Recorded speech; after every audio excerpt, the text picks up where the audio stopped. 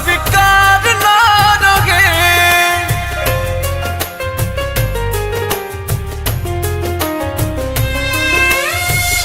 किस्मत में हमानी के प्यार ना रहे, विधनों के शायद स्वीकार ना रहे।